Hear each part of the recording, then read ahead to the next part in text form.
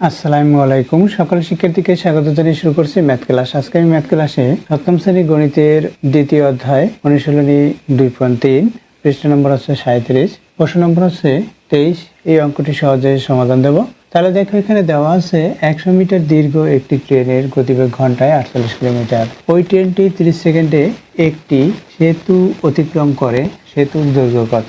দেখো, এখানে ট্রেনটির দৈর্ঘ্য হচ্ছে 100 মিটার এবং ঘন্টায় গতিবেগ হচ্ছে 48 কিলোমিটার।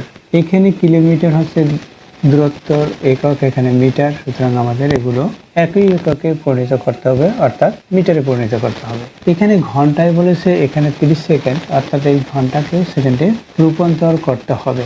তাহলে দেখো, আমরা জানি, লিখি নম্বর 23, আমরা জানি 1 কিলোমিটার বা কিমি ইকুয়াল 1000 মিটার। মিটারে লিখি, সংক্ষিপ্ত লিখি।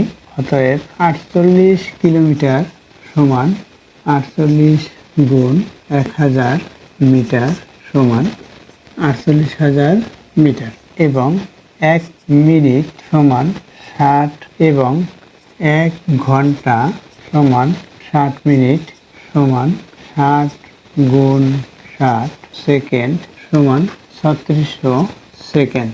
দেখো, ট্রেনটি 1 ঘন্টায় অতিক্রম করে 48 কিলোমিটার, অর্থাৎ 3600 সেকেন্ডে অতিক্রম করে 48 কিলোমিটার।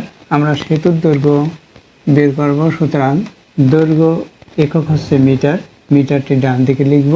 তাহলে কীভাবে করতে হয় দেখো, এখন ট্রেনটি 3600 সেকেন্ডে অতিক্রম করে 48,000 মিটার। অতএব ট্রেনটি 1 সেকেন্ডে অতিক্রম করে 1 সেকেন্ডে কম করবে, সুতরাং এটা দিয়ে এই 48,000কে ভাগ হবে। 3600 দিয়ে 48,000কে ভাগ এত মিটার। অতএব ট্রেনটি 30 সেকেন্ডে অতিক্রম করে, যেহেতু 30 সেকেন্ড দেওয়া আছে, 30 সেকেন্ডে অতিক্রম করে। 1 সেকেন্ডের চেয়ে 30 সেকেন্ড বেশি বিধায় 30 দিয়ে গুণ হবে, অর্থাৎ গুণ এই 30 সংখ্যাটি আমরা লবে গুণ করতে পারি, অথবা এই যে বাই চিহ্ন, দিলাম এর মান, এখানে গুণ চিহ্ন দিয়ে 30 লিখতে পারি। আমি লবে গুণ করে দেখাচ্ছি। 3600 এখানে আছে মিটার। দেখো কিভাবে ভাগ দিতে হয়। আমরা এটা দিয়ে এটাকে ভাগ করি, এখানে একটি শূন্য, এখানে একটি শূন্য বাদ, সুতরাং এখানে একটি শূন্য থাকবে। 3 দিয়ে 36কে ভাগ করব। 3 এই 3-এর মধ্যে একবার যায়, 3 এই 6-এর মধ্যে 2বার যায়, অর্থাৎ 120 হলো। এখন 120 দিয়ে এটাকে ভাগ করব। এখানে একটি শূন্য আছে, এখানে একটি শূন্য বাদ হবে, এখানে তাহলে 2টি শূন্য থাকবে, এই 2টি শূন্য লিখলাম। 12 দিয়ে 48কে ভাগ করি, 4 বারং 48, অর্থাৎ এটা হলো 400। কি লিখবো এখন? Equal 400 metre. ট্রেনটি 30 সেকেন্ডে অতিক্রম করেছে কত? 400 মিটার। তাহলে আমরা এখন কিভাবে লিখতে পারি? আমরা এভাবে লিখতে পারি, ট্রেনটির অতিক্রান্ত দূরত্ব, অতএব ট্রেনের অতিক্রান্ত দূরত্ব ইকুয়াল ট্রেনের দৈর্ঘ্য যোগ সেতুর দৈর্ঘ্য। এখানে ট্রেনের অতিক্রান্ত দূরত্ব কি? অর্থাৎ 30 সেকেন্ডে ট্রেনের অতিক্রান্ত দূরত্ব। এটা আমরা উল্লেখ করে দিতে পারি, 30 সেকেন্ডে ট্রেনের অতিক্রান্ত দূরত্ব বা ট্রেনের অতিক্রান্ত দূরত্ব কত? 30 সেকেন্ডে 400 মিটার। তাহলে আমরা এটা উল্লেখ করে দিই যে 30 সেকেন্ডে ট্রেনের অতিক্রান্ত দূরত্ব, 30 সেকেন্ডে ট্রেনের অতিক্রান্ত দূরত্ব সমান ট্রেনের দৈর্ঘ্য প্লাস সেতুর দৈর্ঘ্য। 30 সেকেন্ডে অতিক্রান্ত দূরত্ব কত? 400 মিটার। এখানে 400 মিটার হবে সমান ট্রেনের দৈর্ঘ্য। ট্রেনের দৈর্ঘ্য কত? দেখো, 100 মিটার দীর্ঘ একটি ট্রেন, অর্থাৎ ট্রেনের দৈর্ঘ্য হচ্ছে 100 মিটার প্লাস সেতুর দৈর্ঘ্য। সেতুর দৈর্ঘ্য কি?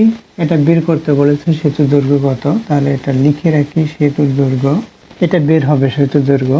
বা আমরা কি করব, এই যে সেতুর দৈর্ঘ্য, এটা রাইট সাইডে রেখে এই অংশটুকু পক্ষান্তর করে লেফট সাইডে নিয়ে আসব। তাহলে কি হবে? এই 400 মিটার থেকে 100 মিটার বিয়োগ হবে। পক্ষান্তর করলে আমরা জানি যে প্রক্রিয়া চিহ্ন তার বিপরীত হয়। এখানে প্লাস আছে, মাইনাস হলো। এখানে কি মিটার লেখা, ময়ূরশ্রী লিখি, সংক্ষিপ্ত মিটারে লিখলাম, ইকুয়াল এখানে কি সেতুর দৈর্ঘ্য।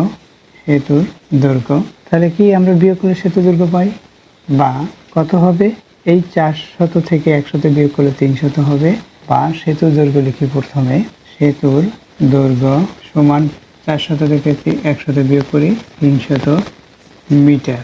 এটা হচ্ছে সেতুর দৈর্ঘ্য 300 মিটার। এটা হচ্ছে উত্তর। সেতুর দৈর্ঘ্য চেয়েছে, উত্তর কি লিখবো আমরা? উত্তর লিখবো, আমি সংক্ষিপ্ত লিখি উত্তর 300 মিটার। এটা হচ্ছে উত্তর।